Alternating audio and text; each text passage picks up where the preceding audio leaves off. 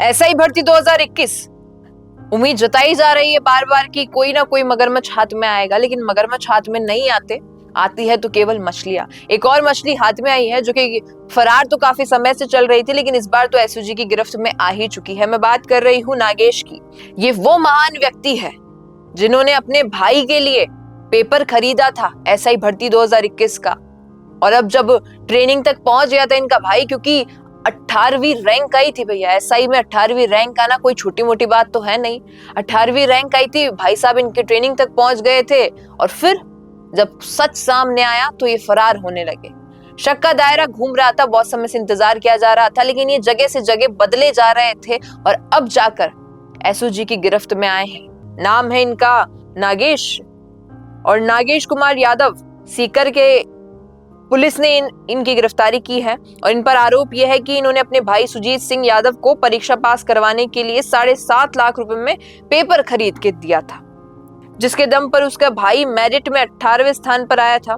इस मामले में आप सभी को पता है अभी तक 144 से ज्यादा आरोपियों की गिरफ्तारी हो चुकी है।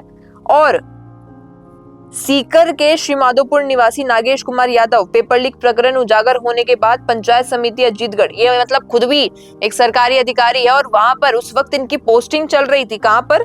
सीकर में, अजीतगढ़ में सहायक लेखा अधिकारी के पद से अचानक गायब हो गए थे। अब अचानक पद से आप गायब हो जाएंगे, प्राइवेट नौकरी में तो आपको कोई पूछे नहीं भी पूछे, लेकिन आप एक सरकारी नौकरी के किसी अच्छे पद से अचानक पंचायत के किसी लेखाधिकारी के पद से गायब हो रहे हैं तो पुलिस इन्वेस्टिगेशन करेगी। और कहीं ना कहीं कनेक्शन समझ आ गया था कि भैया नाम तो इनका भी है, इतने समय से गायब चल रहे थे, और अब जाके जब एसओजी ने इनको गिरफ्त में लिया है तो ये सारा भांडाफोड़ हुआ है। और इन पर तो 10,000 की इनामी भी चल रही थी इतने समय से कि भैया पकड़ लेगा कोई तो 10,000 रुपए मिलेंगे।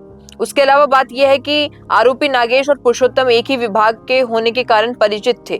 नागेश ने अपने भाई सुरजीत का फायदा पहुंचाने के लिए पुरुषोत्तम कोई व्यक्ति है जो शायद नागेश के ही डिपार्टमेंट में काम करता था, क्योंकि एक दूसरे को जानते थे और पुरुषोत्तम को पेपर मिल चुका था, एक ही विभाग में थे ये दोनों, तो 7.5 लाख रुपए में पेपर खरीदा गया। उसका सौदा हुआ बेसिकली, और प्रश्नोत्तर का सेट हासिल कर लिया। इसके बाद परीक्षा से ठीक पहले उन्हें व्हाट्सएप के जरिए एक पूरा सेट अपने भाई को भेज दिया। यानी ये डिजिटल टेक्नोलॉजी का जो दुरुपयोग किया जा रहा है। हाल ही में नीट का मामला हुआ, व्हाट्सएप पर ही आया था सारा डिटेल जो सर्कुलेट किया जा रहा था सीकर के एरिया में।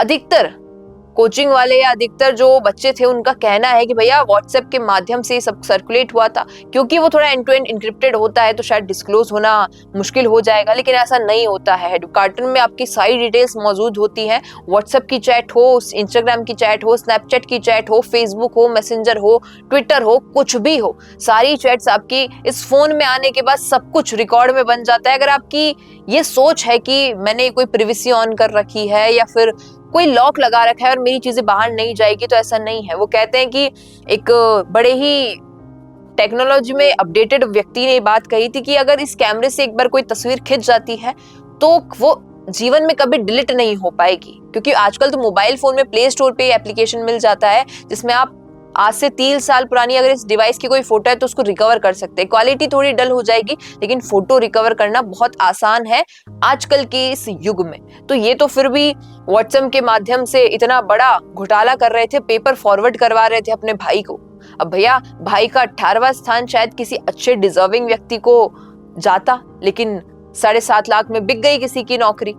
7.5 लाख रुपए ये पेपर अधिकतर मैंने देखा कि 25-30 लाख रुपए में बिक रहा था, लेकिन यहाँ तो इनके बल्ले बल्ले हो गई, क्योंकि 7.5 लाख में खरीदा और उसके बाद भी 18वीं रैंक लिया है यहाँ पर नागेश के भाई जो थे। अब हाल ही में इनकी गिरफ्तारी हुई है। उम्मीद की जाती है कि इसके अलावा बड़े जो चेहरे हैं, बड़े जो मगरमच्छ हैं, उनकी गिरफ्तारी हो, क्योंकि बाबूलाल कटारा से शुरुआत हुई थी, उसके बाद बहुत नाम आते गए, रामूराम रायका का नाम आया, ये सारी चीज आती गई, लेकिन वही ये जमानत हो जाती है, मामला दब जाता है। फाइनल एक डिसीजन पे कब पहुंचेगा पूरा मामला, ये आज भी एक प्रश्न चिन्ह बन गया है। एग्जाम की भर्ती रद्द कर दी गई, लाखों लोग परेशान होते गए, लेकिन सही निर्णय उस दिन होगा जिस दिन उस व्यक्ति को गिरफ्तार किया जाएगा जिसने ये सारा घोटाला रचा था।